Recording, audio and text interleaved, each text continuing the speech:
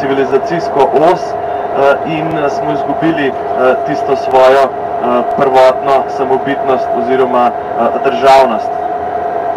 No, seveda, to je bil čas Karla Velikega in velike frankovske države in seveda feudalizma. Takrat je bil tudi čas pokristjanjevanja Slovencev oziroma slovenskega življa tukaj na tem področju. Prevzeli zvezdnikov morali umakniti, tako da je potem leta 1955 za avstrijsko državno pogodbo so ta ozemlja vsa pripadala tudi Avstriji. No, tako imam turističen kraj, seveda poznan tudi, predvsem monden kraj, poznan tudi po igralnici, snemali so tudi različne nadaljevanke, mogoče se spomnite, mislim, da se je imenovala nanizanka nemška Schloss am Wörthersee, to se pravi grad na Vrbskem jezeru, zelo zdajle je ura 5 do pol 9. Naredimo za pol urce, oziroma po mojem bo pol urce kar v redu. Ja, do 9. Tako da se bomo...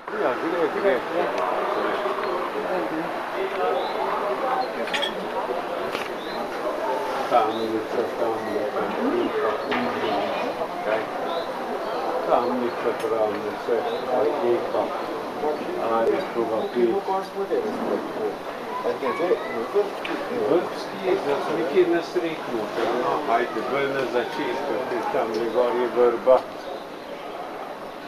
Slovci pa... Mesto Celovec, no mogoče podobno kot Ljubljana, ima tudi vsem bil opuščen in seveda tudi ostankov ni več in zaenkrat je samo ta grajska kapela nekako nam nakazuje lokacijo Krnskega gradu in tudi v bližini Krnskega gradu je tudi Knežji kamen, kjer so karantanci, Korošci imenujejo. Tukaj se bomo ustavili in se bomo peš podali proti do cerkve.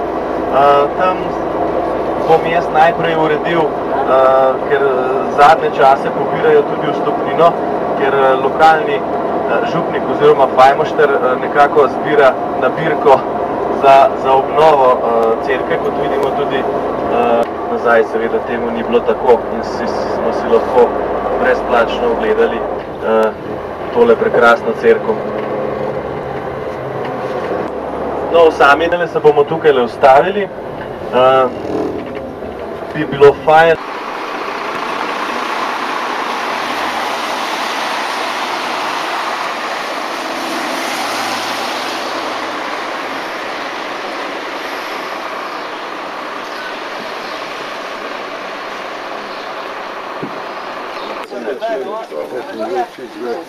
A veste kaj, tukaj danes, ker je bilo strašno veliko,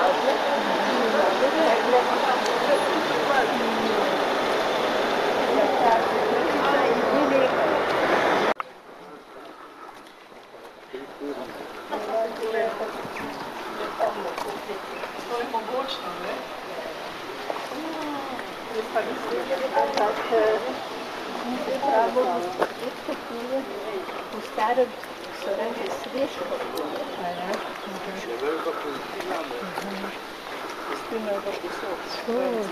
Drugače tak, pa na novo.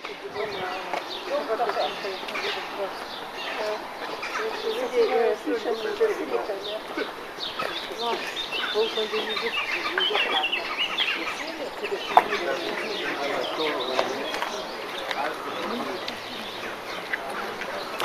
Ja. Vsi?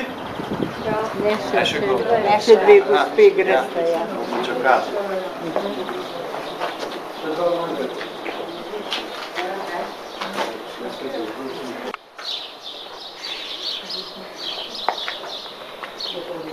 No, tukaj smo se zdaj ustavili, kot ste videli, je ves ta kompleks gospe Svete, ki se zdaj nahajamo je bil obdan z obrambnim zidovjem in z obrambnimi napravami. In tukaj smo se zdaj z vzhodne strani smo se približali cerkvi in smo šli tudi čez Jarek.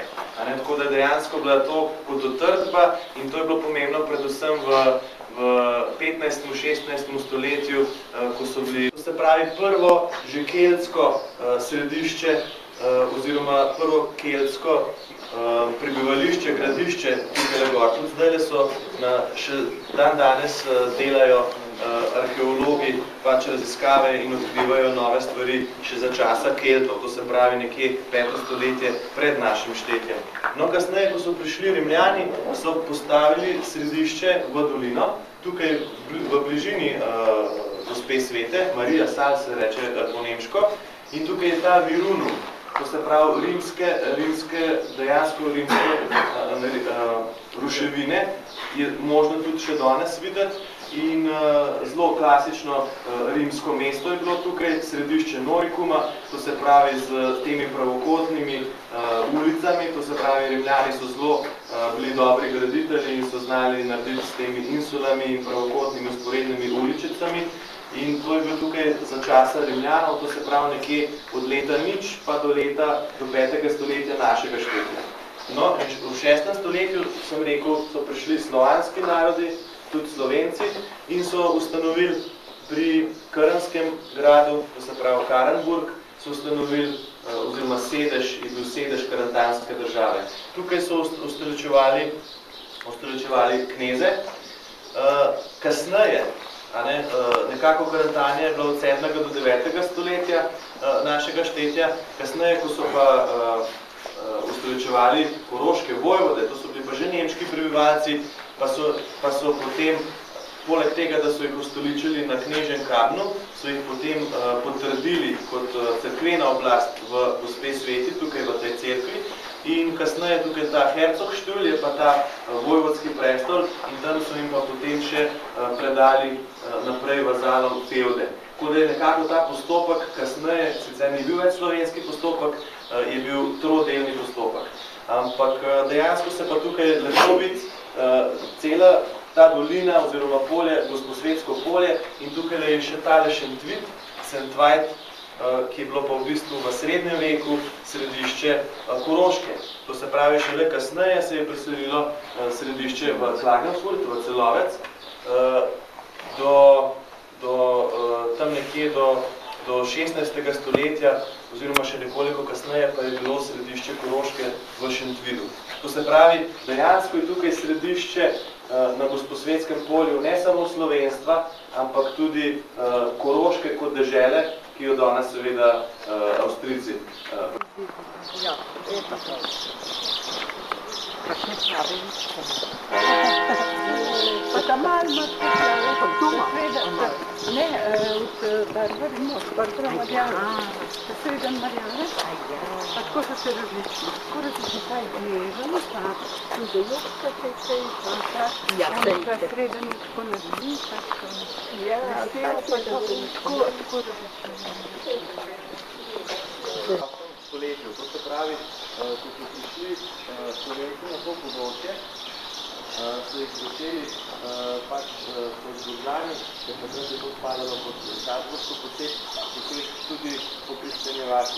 In takrat so prišli iz Salzburškega, je prišel škof Modest, sicer je danes kot prvi slovenski škof, oziroma koroški škof, tudi svetlik, tako je, in je ustanovil tukaj ravno na tem zgodovinskem kraju, je ustanovil to cerkev. Seveda to cerkev, kot jo zdaj le vidite, ni iz tistega časa, ampak v 8. stoletju je postavil že manjšo romansko cerkvico in tukaj začel s pokristjanjevanjem. Modest je bil sicer doma iz Irskega in oni so začeli pač slovanske narode. To so v bistvu še nagrobniki oziroma deli iz tega starega rimskega mesta in so jih dejansko takole udelali znotraj v samo cerkev.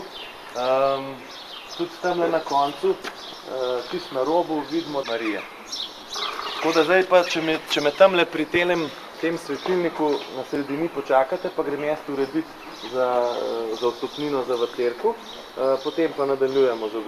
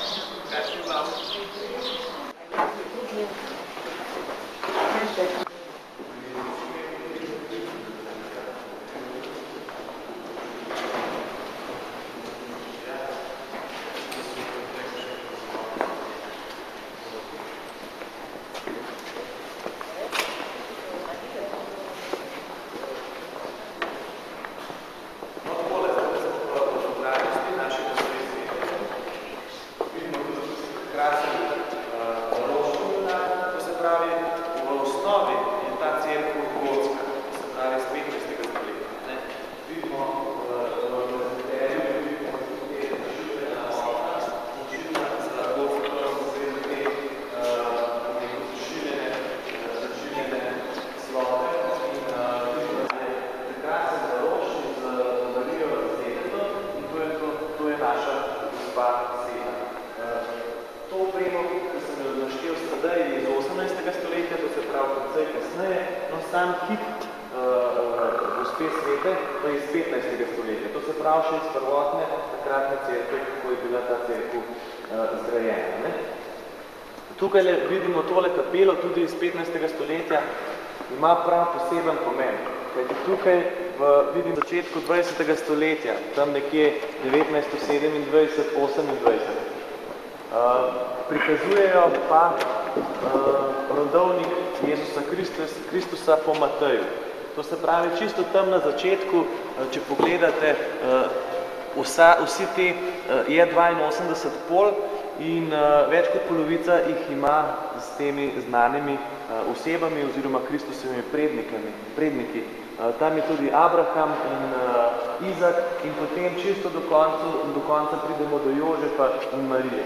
Tako da je dejansko cel rodovnik Jezusa Kristusa je prikazan tukaj na tem stropu.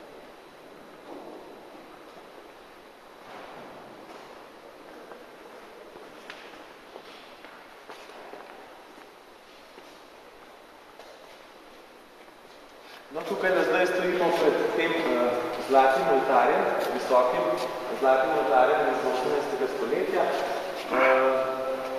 To našo gospod Sveto Marijo z detetom. In zaradi te podobe, tega tipa je pomembna romarska pot tukaj, predvsem za Slovence in v velikih iz 15. stoletja, to se pravi še iz časa, ko so gradili to cerkev. No, če si predstavljate, v tistih časih so gradili najprej prezbiterij, to se pravi najprej ta najbolj sveti del. In potem so počasi na vzhodu, so potem proti zahodu začeli graditi cerkev. Tako da so tukaj, ta del je najstarejši v tej cerkvi in te slikarije prav tako. Izredno bogatstvo in Koroška ima takih oltarjev kar 60. Če bi v Sloveniji imeli vsaj pol takega oltarja, kot ga vidimo tlele, bi dejansko umetnostni zgodovinarji bi knjige pisali. Ja, tako da izredno...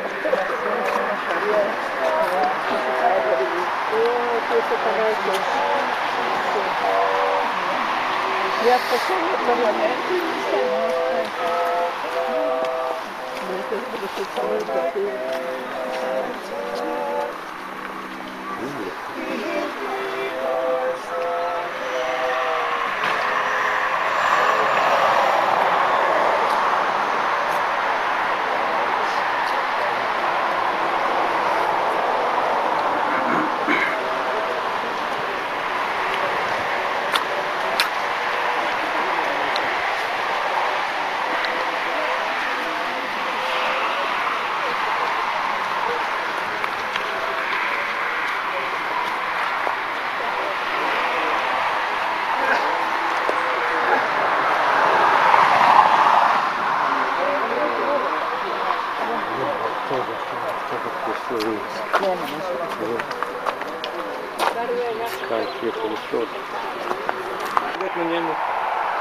Dojmo prvi čas. To pa ne bi vedel. Vem, kdo je bil ta zadnji. Ernest Železni. To je bilo 14-14. Dobro ste se zapomnili. Ja, takole, zdaj stojimo pred tem dvojvodskim prestolom. Najprej zadeli treba razčistiti.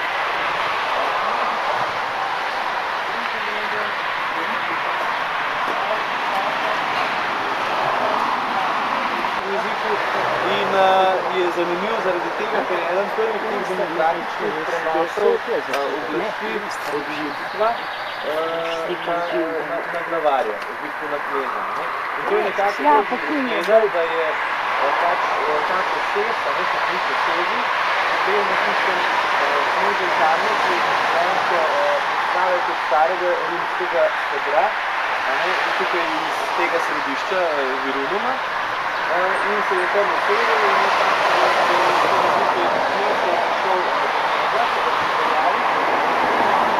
ampak tudi v tem sem dal, da so različne teorije, da je gimnazija slovenska. Tako da je bil to center v bistvu izobraževalna ustanova za Slovence tukaj na Koroškem.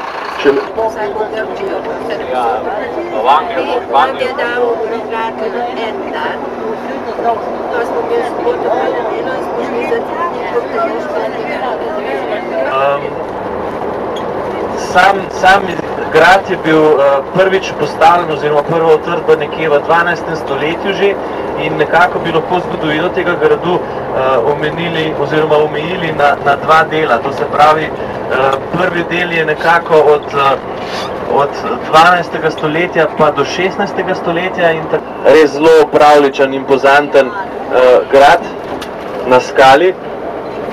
In že v tistem času, to se pravi v zgodnjem srednjem veku, je Ludvik pač s temi stolpiči,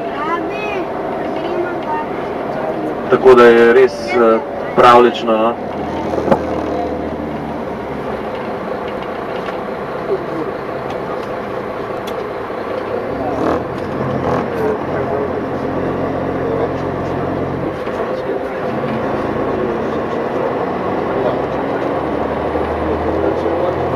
Ja, zdajle se bomo pripeljali do parkirišča, ki je praktično pred prvimi grajskimi obrambnimi vrati. Tako da vzpona je potem 620 metrov, v minutah, ne vem, kakšnih 15-20 minut je zahodati, tako. V nekaterih delih je kar strmono, ampak počasi se da priti. Ni tako, da ne bi zmogli, ampak če pa slučajno mislite, no, da ne bi prišli gor, ali pa se vam zdi prenaporno, se pa da s to kabinsko žičnico peljati, stane pa 5 evrov. To je doplačilo. Bomo šli res počasno.